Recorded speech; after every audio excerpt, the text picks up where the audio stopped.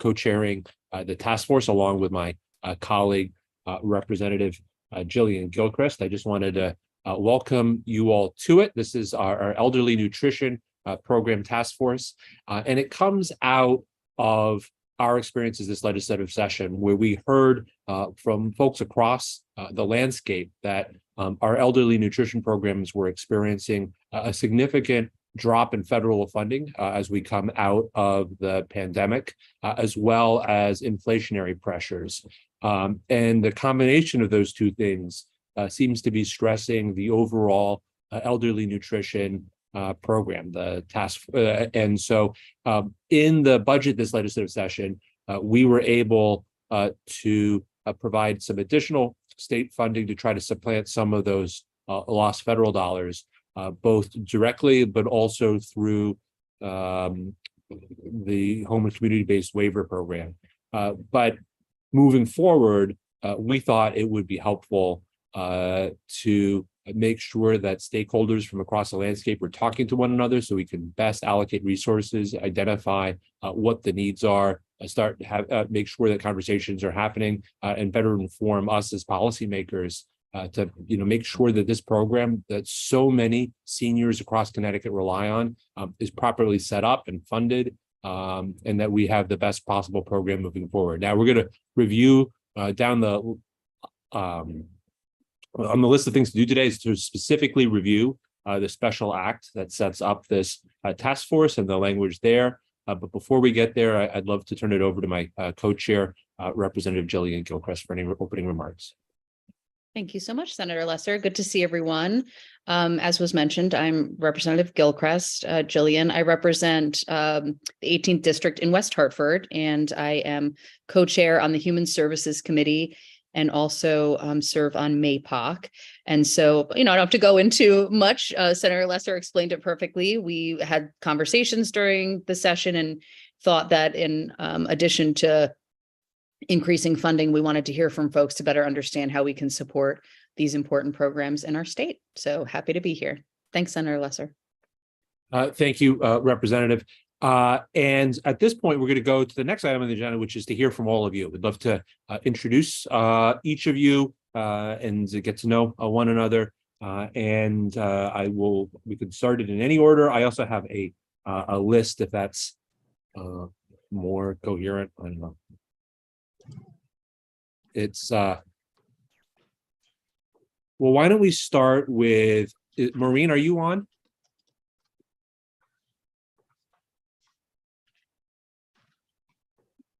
I'm Maureen McIntyre. I'm the CEO of the North Central Area Agency on Aging.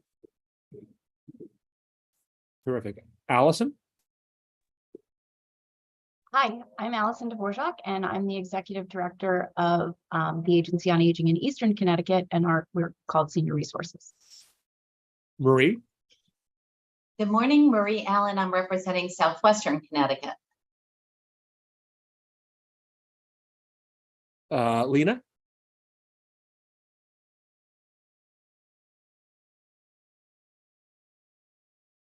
Lena, you're muted.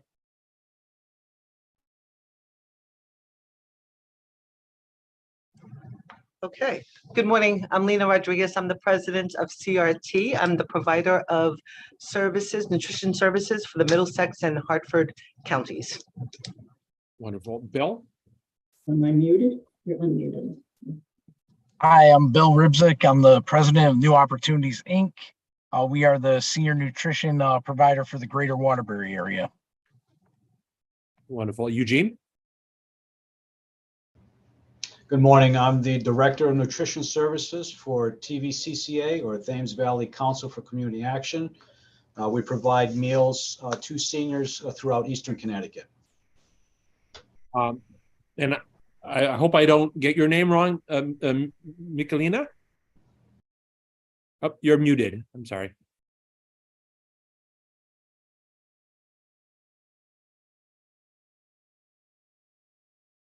Hello?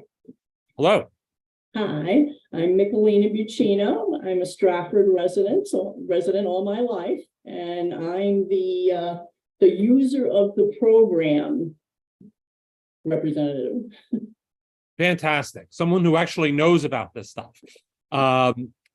Thank you. And now, Sarah. Hi, I'm Sarah Leathers, founder and CEO of Healing Meals Community Project, a nonprofit that serves people in a health crisis. Many are elderly. We cover Hartford, Litchfield, and Middlesex counties. Terrific. Joel? Hi, Joel Sikorsky. I am the president of CANASP. I also do the Elderly Nutrition Program for Northwestern Connecticut, and I am the Senior Center Director and Elderly Service Director for the City of Torrington. Erin? Erin Harkrader, I'm the Social Services Program Manager at the State Unit on Aging. I oversee the Elderly Nutrition Program from an Older Americans Act side. And last but not least, JB. Good morning, JB Marshall. I'm from Vernon. I'm a resident and a senior caregiver for my mom, and I'm a participant and user of Husky Health and member of the member advisory work group. Okay, great. So we also have, I will say we have one vacancy, one person who has not yet been appointed. We have another elderly nutrition provider who represents a state association of nutrition and aging service providers. And that's an appointment that will be made by the majority leader, Senator Duff.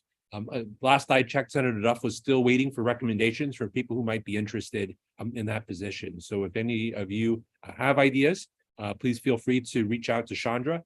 We are looking for interested folks who would like to serve on this task force. And you know, you could wait till the end of the task force whether or not you think that's a good idea or not. See how the meeting goes. All right, so next up on our to-do list today is to just review Special Act 2317, which set up what we're doing, and it has I can read it really quickly because it's quite short. There was established a task force to study and make recommendations concerning the elderly nutrition program administered by the Department of Aging and Disability Services.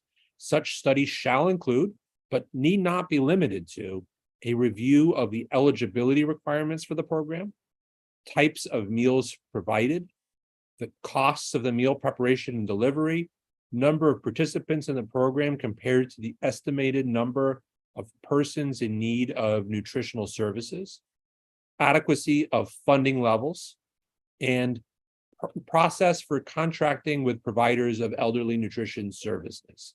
So are there specific, I'd like to turn it over to all of you. Are there specific areas there that you think are in special need of attention, or things that we left out of the scope that we should really be making sure are on our to-do list? Raise your hand, or I just I don't know if it was covered under one of the areas that you mentioned. I was trying to keep up writing down. But I think if we could discuss timelines of reporting within the contract, some of the pieces that we need to report for both the ENPs and the AAAs, trying to get the information up to the state unit, especially on Title IIIC meals, is a little bit compressed.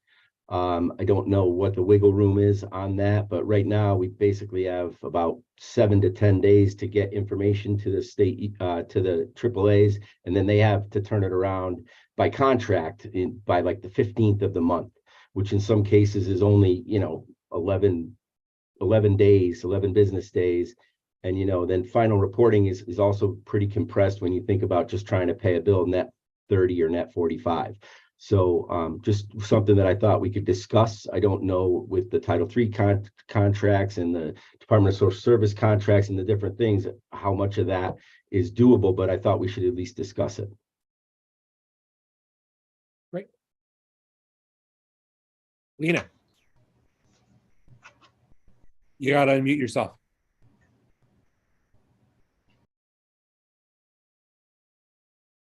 Why am I always muted since I talk so much? So maybe that's why. So We didn't do it. One of the things we really need to talk about is the increased need of the home delivered meals. We have in Middletown, for example, and I know Allison can probably talk about this, there's at least a 50% increase in need for services. I had a wait list. I had to put a mitigation plan in place for Middletown services. There's an increased need in the Hartford region. The monies that aren't there to address these needs. So we really need to take a deep dive in terms of what this program is going to look like moving forward. Because, for example, CRT had been serving meals, basically 2 meals a day, and then meals on weekends. We had to cut back with the meals on weekends. We had to cut back to 1 meal a day. Seniors were calling, they were in need. I cannot provide those services because we didn't have the funding need. So we have to really talk about what this program is going to look like moving forward, because then I get pushback that, okay, so this program was really meant to provide 1 hot meal a day, and that was it. The need is growing, it's through the roof, and we have to figure out what are we doing and how are we going to address the needs of the seniors moving forward. And whether or not this is a federal issue to ask for additional funding from the federal level, how do we work together between the feds and the state to be able to increase funding to address the senior population, the aging population in Connecticut. That's everything else. We've got a lot of issues, contracting issues, reporting issues, all kinds of issues that we have to address here moving forward. But the bottom line here is, how are these seniors going to be served? What is the program going to look like moving forward? How do we address these needs? What does it look like?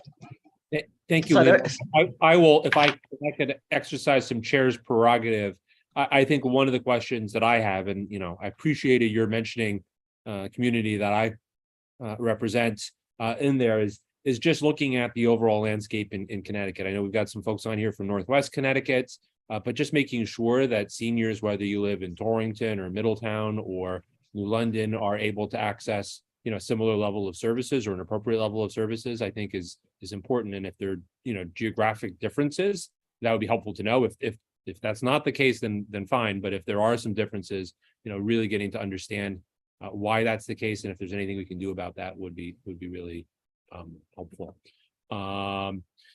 Okay. I have I'm sorry, go ahead. I just had a question, but I can hold off until Maureen goes. Go. Oh, Maureen, go ahead, and then we want to get Representative Gilchrist's question. I'm so sorry, Representative Gilchrist. I didn't realize you were poised. I just wanted to follow up on what Lena said, because I think there is also another piece to what she said, which is I think we also need to look for opportunities in every funding stream that meals are available through. I look around our Zoom room here and I see the area agencies on aging and the state unit on aging representing the Older Americans Act funding availability for meals. But I don't see any representatives from the Department of Social Services. The Connecticut Home Care Program for Elders is another funding stream through which meals are available. And I think that it would be a disservice to the overall, landscape, as we're calling it, to not be very intentional and specific when we do these deep dives, and without mentioning every single avenue at our disposal to talk about Meals on Wheels and community cafes. So I just wanted to put that out there, because I think that to only look at the Older Americans Act portion of this will put us down a bit of a cul-de-sac, because that is funding that we don't control. And as Lena was talking about waiting lists and limits and funding availability, that's always going to be a year-to-year conversation that we're going to have. So I think we really need to be sure that we're being very inclusive when we talk about Meals on Wheels and community cafes. Thank you for that. I just want to point out, though, that I think JB here is representing. There's JB. Oh, beautiful.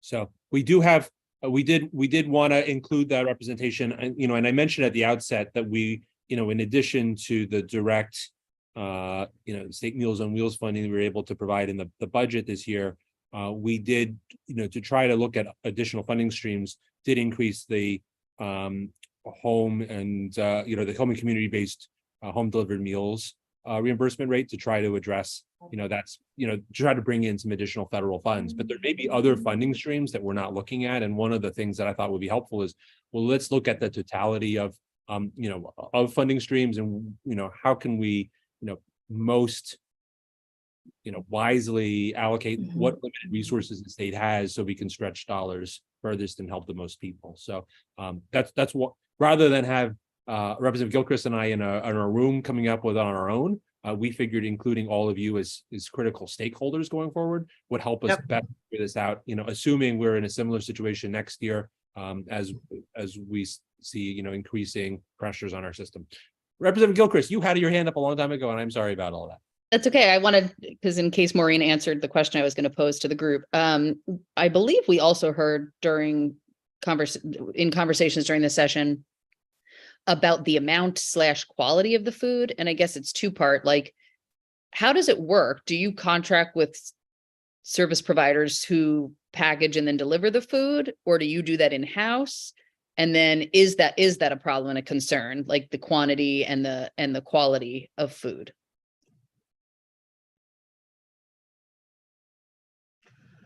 Yeah, I could try to answer that just briefly. The providers themselves, the larger providers, are a myriad of both. Some use subcontracting and some make the food themselves. CRT, CW, and Gene, who are all represented here on the task force, cook their own. I subcontract, and it comes down to the money that we have available for the unit of service cost. We buy what we can afford, and we're buying the highest quality that we can within that dollar amount for food cost. So that's where the more money comes in, the more money, and with everything going up so quickly, we got behind it very quickly. Milk used to be 18 cents and now it's 31. So, you just when you're talking thousands and thousands of meals, that's so substantial. It's 20%. You can't even give that big of an amount. So you have to make cuts in other places. So those are the types of things. And we all kind of have that the same when we're buying, but some people produce their own food and some subcontract. But just as a comment, you have to know that we have to meet required nutritional standards.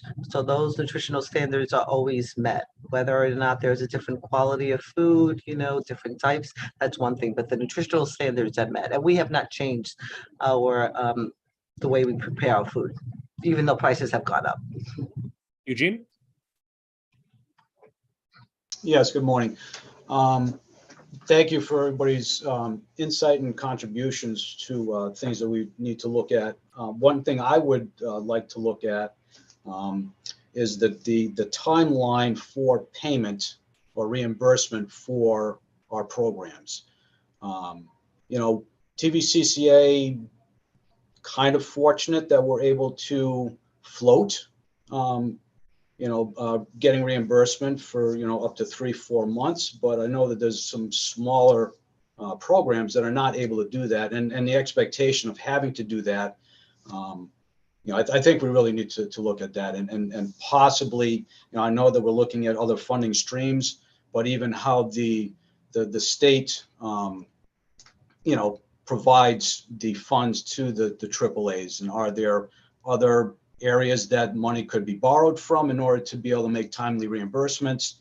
But just putting that out there, I think that's definitely something, to Joel's point, costs are going up, that the cost of business is going up, and to expect basically is what's happening, elder nutrition programs to float the cost for several months when, our bills are due within 30 days. And I can't get away from that. So thank you. We will add that to our list of things to talk about, and it's an issue we heard in the public hearing this session. So it's really helpful to bring that up. I want to go back to Representative Gilchrist's question. Michelina, as a consumer, how's the food? I think my food is wonderful.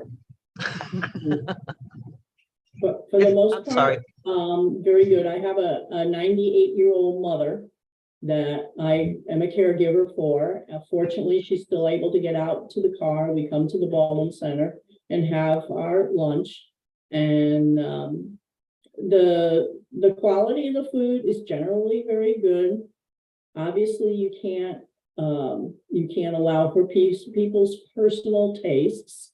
You know, sometimes people come and they're just a little bit too, I hate to use the word ungrateful, but they're a little too demanding in a sense in their mind as to what they feel that they should be getting.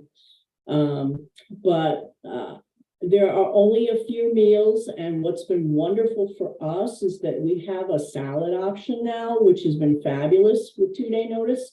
We can get a chef salad if there's something you don't like that day, or if there's a particular meal that notoriously just doesn't add up. But, you know, basically the quality is good. Variety of vegetables is a little on the low side, but that, again, I realize that you have contracts, you have things you have to do, you have sources, some vegetables more expensive than others. You know, but I'm just listening to all the people around me. How the food is prepared is probably the most that I see. For example, we tend to get raw broccoli, which is ridiculous because seniors at this point, most of us have bad teeth, no teeth, plates, full bridges and stuff like that. So for example, one day we had 18 people, 15 people threw the broccoli away. Well, you don't want people throwing broccoli away, or any food away. It's a waste.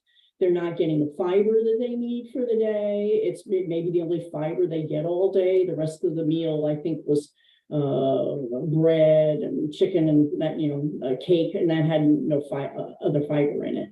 So, but I mean, the variety is wonderful.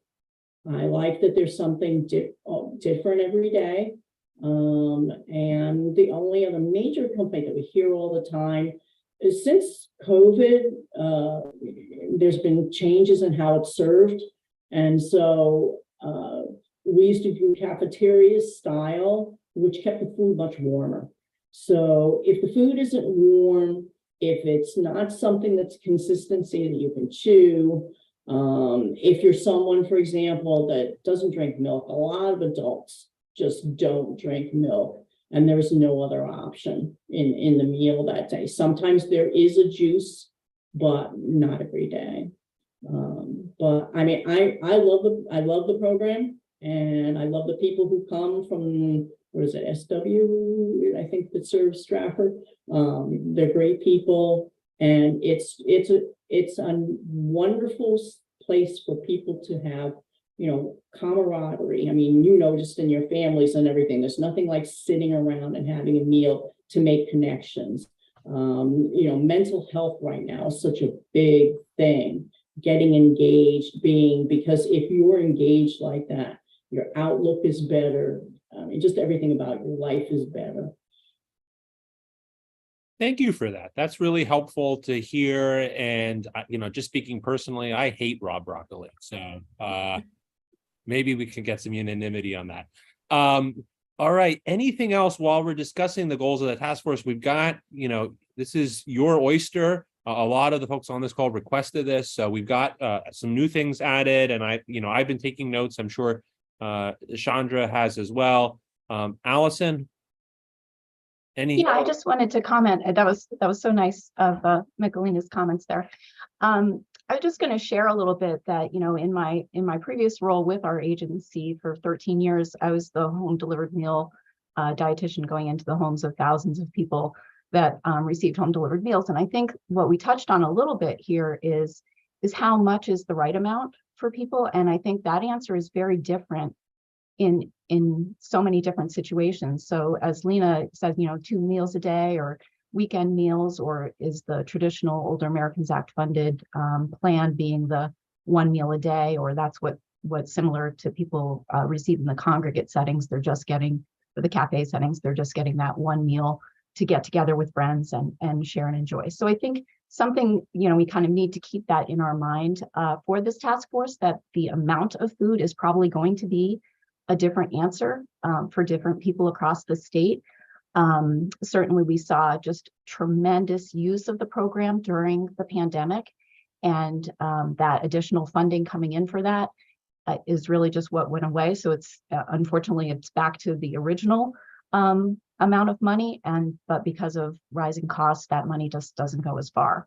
So I think that's the real picture of what we're working with, and I think this task force looking at it's going to be a lot of different answers. That's of what the needs are across the state.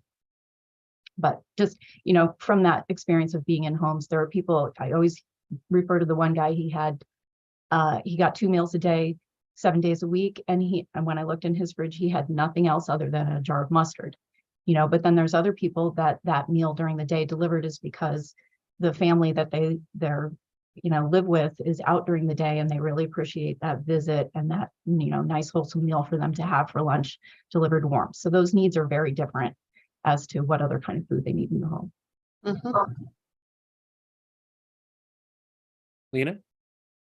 I was just going to ask a question just in terms of I'm new to this group, as everybody knows, as the makeup. Are we going to establish kind of like subcommittees to kind of address each of these goals, to do a deep dive into those particular areas so that we can come out with recommendations and get this done? Or how is this going to operate as a task force? I think we can. That's more of a Chandra question. Chandra, are you on? Hi, yeah, I am. Hi, Hi, everyone. Chandra. My name is Chandra Prasad. I'm the Clerk of Human Services and the admin of this task force. So Chandra, Lena raised a really good question, which is, as we are looking at all of these different elements, we're trying to figure out the best way to tackle them. We can do them all as one big committee, or we can break into to subcommittees. The challenge is, Chandra, you are staffing the task force and some other task forces as well, and so I'm just trying to think through whether that's something that we can, just sort of procedurally how that would work. And I, always hate to vote to tell you to do stuff when so I'm just trying to puzzle that out. Representative Gilchrist, do you have thoughts here, or I'm just trying to think through how? Well, Chandra, go ahead first. Did you have any thoughts on it? I'll defer to you both since you're the chairs of the task force. I know it depends on, if you believe that the subcommittees would, dive deeper like Lena had proposed, or if it's better to continue meeting as a whole group, maybe for a couple of meetings, and then seeing if the need for a subcommittee as the date for the report gets closer. But I'll defer to you both on this. So I just want to make one comment, Chandra. I did not mean to bring you any more work. Okay, that was not my objective at all. But I think if we do subcommittees, we can have one person to be the lead of that committee to basically convene the committee and move forward with the agenda, whatever the agenda is, and then to report back to the task force. That's my recommendation. So that we can really have some clear objectives on each of these particular items that we're charged with.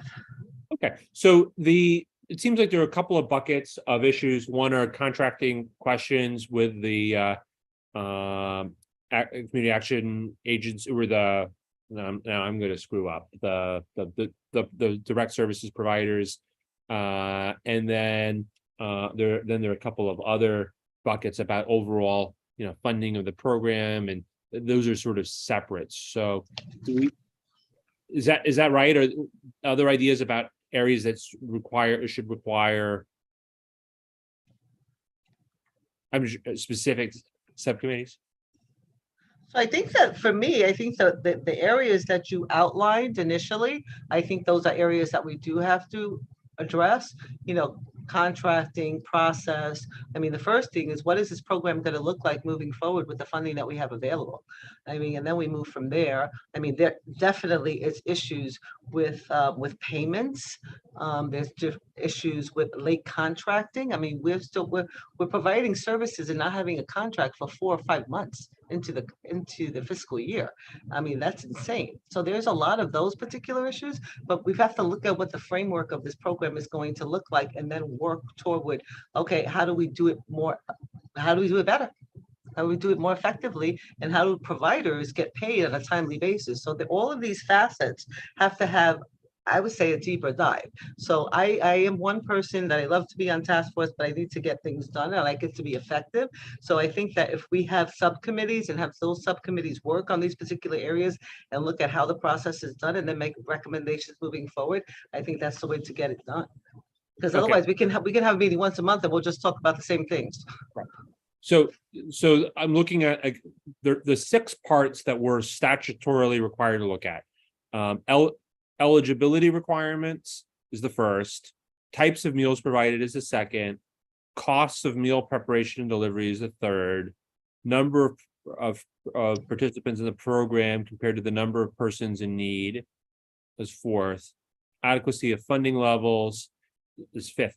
I think all of those could be maybe in one bucket. And then the 6th part is the process for contracting with providers of elderly nutrition services. And then, we heard from some of you about, sort of fleshing that out, looking at the timeline for payments for reimbursements, the timelines of reporting, the length of time to get a contract in the first place. Does that make sense that we would have the first 5 as one subcommittee? I mean, we could have 6 different subcommittees, we could have 12 subcommittees, but in the interest of trying to streamline this and understanding that, hopefully a lot of you will have expertise on a number of these different areas. I thought maybe we could break it into maybe 2 subcommittees. What do folks think about that?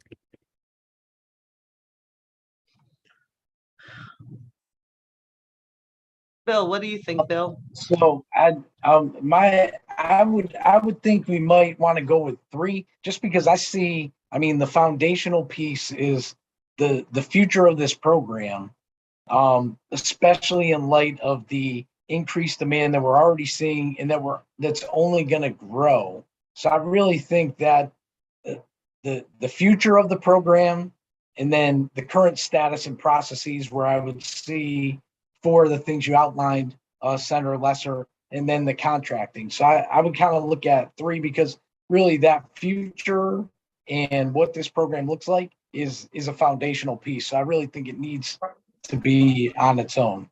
Okay, so why don't we'll do the first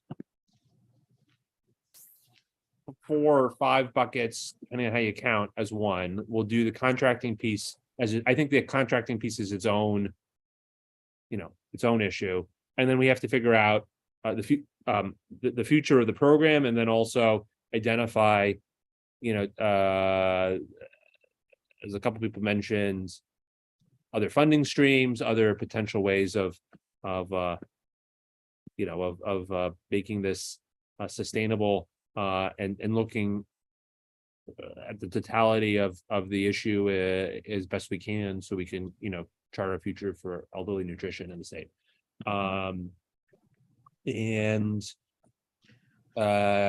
What I think we will do is have a chair of each of those task forces.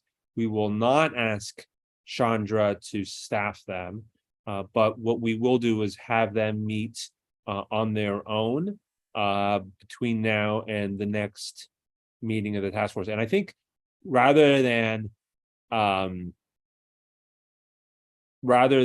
limit the membership, I think we can just say anybody can serve on any of the task forces or all of the task forces, and or none of them actually, and then we'll be back here in probably a month or so.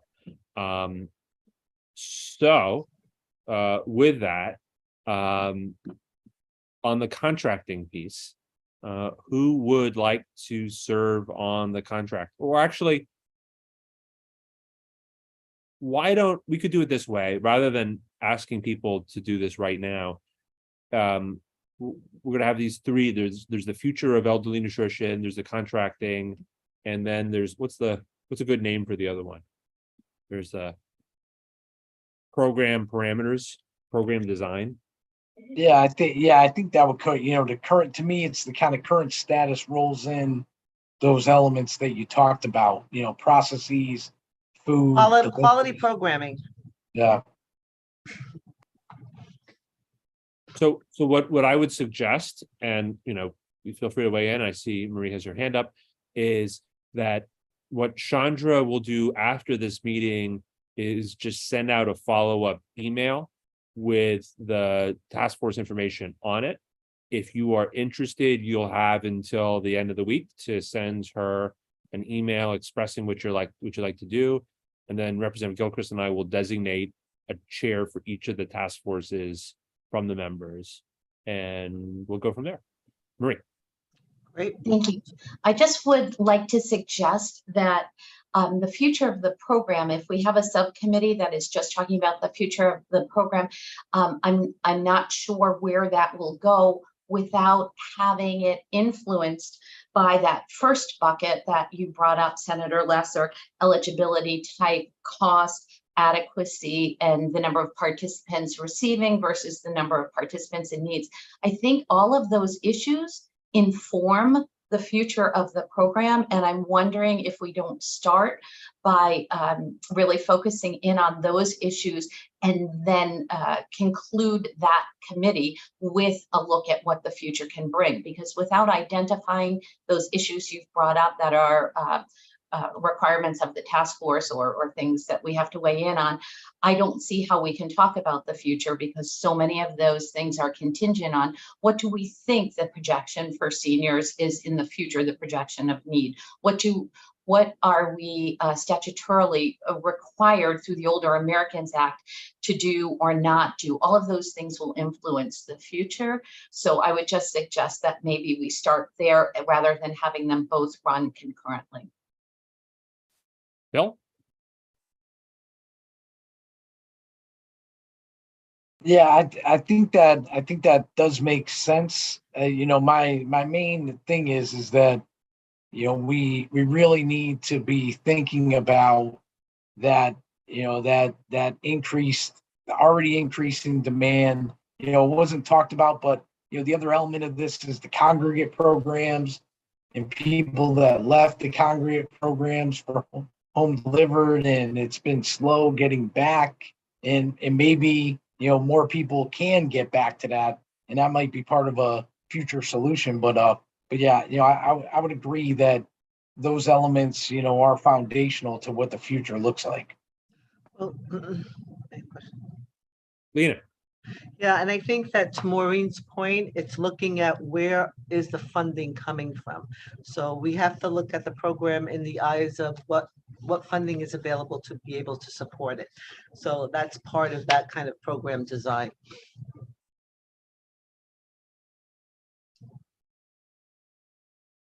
Terrific. So is there a consensus that we should go to 2? We talked about doing 3 subcommittees. We could go down to 2. Program review and the future of the program, and then the contracting issues. Joel. Yeah, I think going down to 2 is fine. And to Bill's point, I think the end of both of those pieces is talking about where the future could go if this, that, or the other is obtainable. I know that reporting to, the Older Americans Act and getting that stuff in is very, that tells the tale for us on a lot of things. But, I think both subcommittees would be able to wrap up with where would they like to see it go in the future. And it kind of gets you going in that direction anyway. Great. Okay. Chandra, you're okay sending out, we'll talk afterwards, but what we'll do is we'll send out a poll. Folks can go on both of those or one of those, and then we can move forward from there.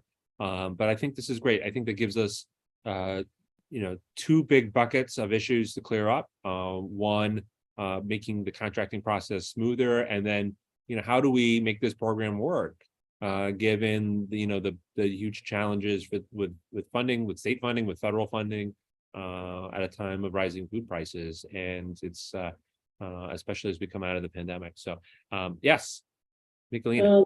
As a user of the program, I'd be interested to know what slot that you think that I would be most helpful in. Well, certainly Or at all. Yeah, no, I think I think you bring a lot to the table. Obviously it's up to you, but I think you could be particularly helpful on the program design and the future of the program, making sure that this is a program that works for people who rely on it. If we have a program that doesn't work for the consumers of the state, for seniors across the state, then that's not what we're looking to do. So I would definitely encourage you to go on that one. My guess is I'm less interested in the contracting fight between the agencies and the state, but you can get involved in that too if you'd like. Thank you. Okay. Anything else for the go to the order before we go to talk about scheduling? Yeah, Joel. Yeah, I just want to piggyback on the consumers that we have. I think that you're really important on cost, because it's your opinion on quality and what we can provide in the future, and how important that is to provide a meal that everybody eats. I take to heart your piece on the broccoli. It is as simple as but basically buy frozen broccoli, and if you overcook it, it falls apart. So, it's handling of a product that we can afford. So we need your opinion on cost and why we need to get more money to buy our higher quality product in order to bring something that everyone's going to eat in its entirety. So I don't lose heart. You're very vital to this process. Yeah, I was actually, Micheline, I was actually, you can say I texted a joke to Representative Gilchrist earlier. Who knows whether we'll get consensus on anything else, but maybe we can get consensus on raw broccoli, and that's that may be the most important thing that comes out of this task force. So please, we want you here. Hopefully not. I not. never heard anybody complain about vegetables being too soft, and again, that's because we're seniors. But I did want to mention something else. I'm looking from the congregant viewpoint. So you don't really have the home delivery represented here. That's a really good point. I can inquire. I can sort of, ask around, see who gets it. I know of one lady, just get some general feedback, that I can find from individuals. But as far as, someone else that might have an input different than a congregant view. Okay. We will we'll look around. We do have a task force that's actually in state law, but there may be a way for us to include other voices here, so we can make sure that we're hearing from everybody. That's a really good point. I know I saw the list, but I can also do that. The hard part is the Privacy Act, because no one can ever tell you who's on what or whatever. But if I can just in conversation find those people and get some feedback to them, then we would also have home delivery feedback. Terrific. Thank you. That's a really good point. And that's a generous offer. Okay. Anything else before we go to scheduling? All right. Next. So the schedule that we had been before the meeting, Representative Gilchrist and I had been talking about scheduling and the 3 dates that we had been looking at. We were looking at a meeting at 10 o'clock every meeting, and we were looking at September 27th, October 25th, and November 29th. That's not Thanksgiving, is it? No, it's not. It's the week before. Okay. Phew. And we can, again, that we can send that out to folks in an email as well. But those are the 3 dates. We can, if there's an issue, if there's a freak September snowstorm or something, we can always reschedule those. But we did want to get those out to folks so you could plan your fall, and hopefully we can get some stuff done. Any questions about scheduling? Nope. Yeah, Lena.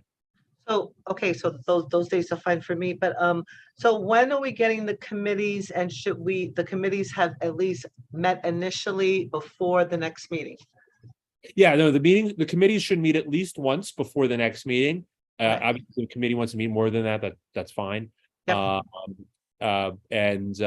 we'll get an email out after this meeting. And if you could just let Chandra know by the end of the week which ones you'd like to serve on, that'd be great. And then by Friday, looking at who's on what, Jillian and I will decide who's going to chair each of those.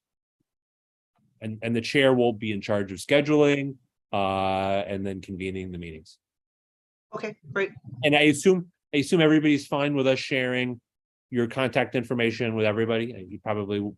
A lot of you probably already know each other, but we will do that. Anybody who doesn't want that, again, let Chandra know. Terrific. Thank you, everybody. You've been great. We got a lot done in 50 minutes.